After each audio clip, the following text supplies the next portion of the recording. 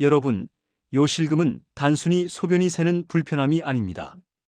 요실금은 어느 날부터 사람을 조용히 고립시킵니다.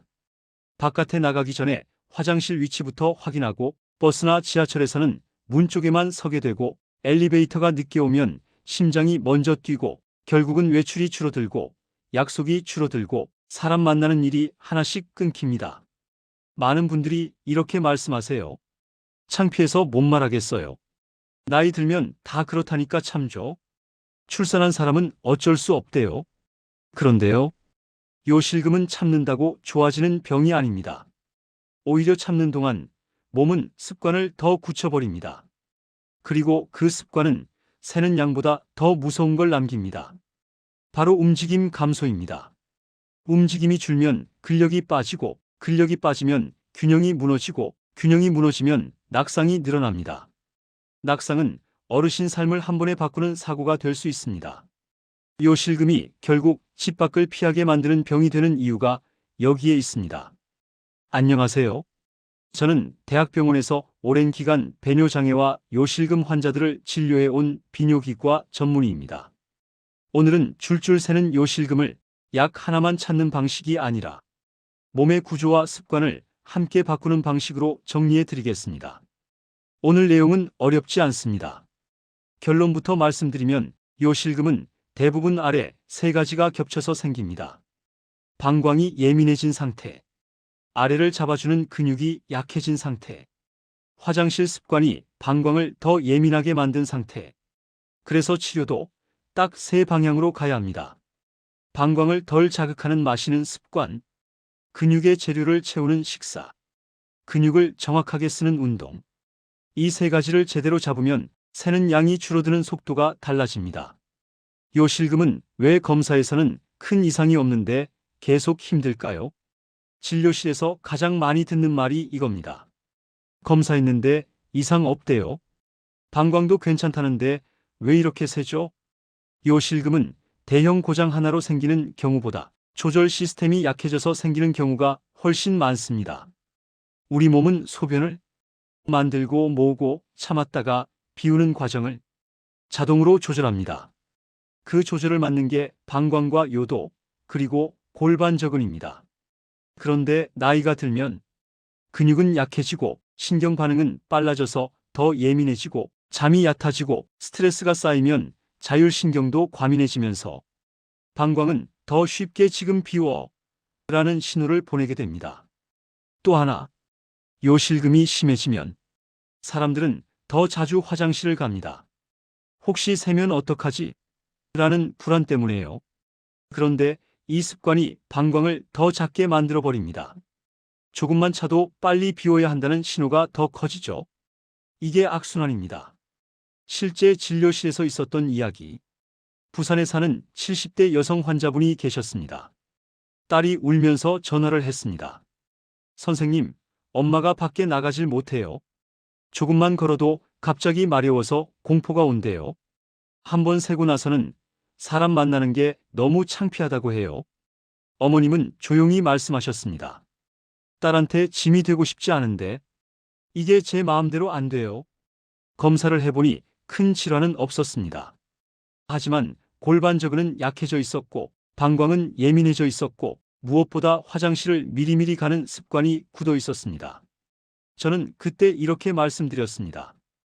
어머님, 요실금은 성격 문제가 아닙니다. 참는다고 해결되지 않습니다. 하지만 방향만 바꾸면 한 달 안에 새는 양이 달라질 수 있습니다.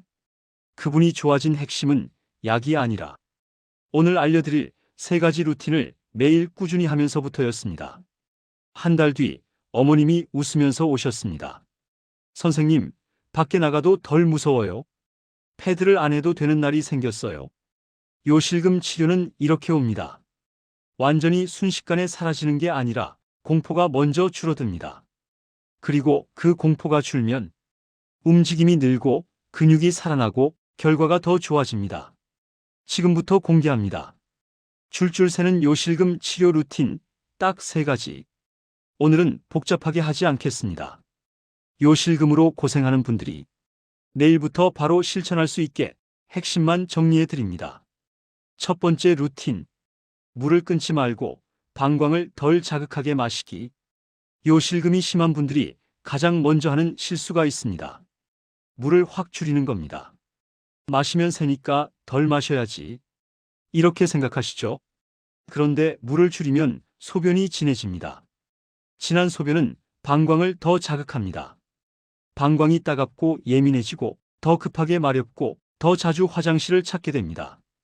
결국 새는 건 줄지 않고 공포만 더 커집니다. 물은 끊지 마세요. 대신 방광을 덜 자극하는 방식으로 바꾸세요. 커피, 진한 차, 탄산처럼 자극이 강한 음료는 방광을 예민하게 만들 수 있습니다. 가능하면 줄이거나 시간을 조절하세요. 특히 늦은 시간의 카페인은 야간류를 악화시키는 경우가 많습니다. 또 하나, 한 번에 벌컥 마시는 습관을 줄이세요. 조금씩 나눠서 마시는 편이 방광이 덜 놀랍니다. 여기서 중요한 포인트는 이겁니다.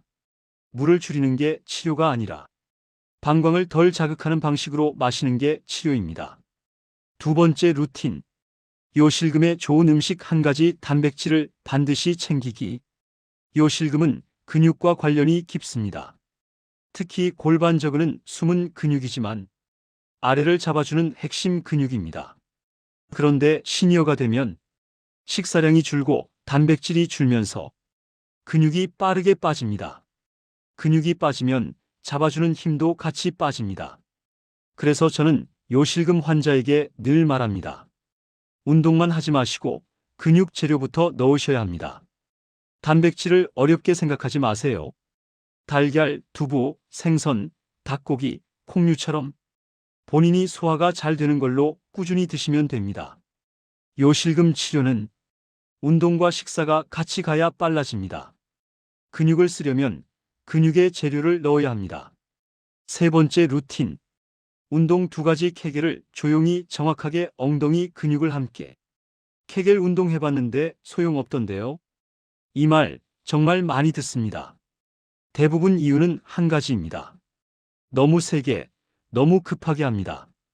그리고 배에 힘이 들어가거나 숨을 참거나 엉덩이만 꽉 조이면서 정작 골반저근은 제대로 못 쓰는 경우가 많습니다. 케겔 운동의 핵심은 힘자랑이 아니라 조절입니다.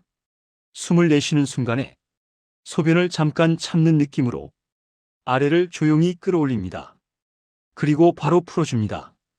이때 배가 앞으로 나오면 잘못된 겁니다. 허벅지에 힘이 꽉 들어가도 잘못된 겁니다. 티 안 나게 하는 게 정답입니다. 그리고 케겔만으로 부족한 분들이 많습니다. 왜냐하면 골반저근은 혼자 일하지 않기 때문입니다. 엉덩이와 허벅지, 코가 같이 받쳐줘야 골반이 안정되고 방광이 덜 흔들립니다. 그래서 두 번째 운동이 엉덩이 들기입니다. 누워서 무릎을 세우고 허리를 꺾지 말고 엉덩이를 들어 올렸다가 천천히 내려오세요. 허리가 아프면 높이를 낮추면 됩니다. 중요한 건 엉덩이가 받쳐주는 느낌이 들어오는지입니다. 이 두 운동을 같이 하면 아래가 잡히는 느낌이 달라지고 급한 느낌이 줄어드는 속도도 달라집니다. 요실금으로 힘든 점, 당신 탓이 아닙니다. 여러분이 힘든 이유는 의지가 약해서가 아닙니다. 참을성이 없어서가 아닙니다. 몸의 조절 시스템이 예민해지고 약해져서 그렇습니다. 요실금은 부끄러워서 숨길수록 삶이 더 작아집니다. 하지만 방향을 바꾸면 삶이 다시 넓어질 수 있습니다. 마지막 정리. 오늘 핵심은 세 가지입니다.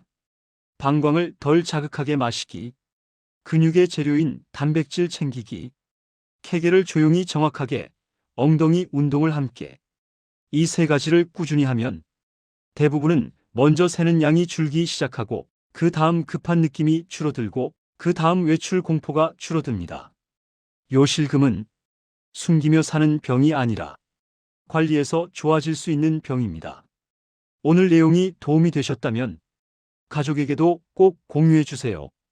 어르신 한 분의 삶이 다시 바깥으로 나갈 수 있게 바뀔 수도 있습니다.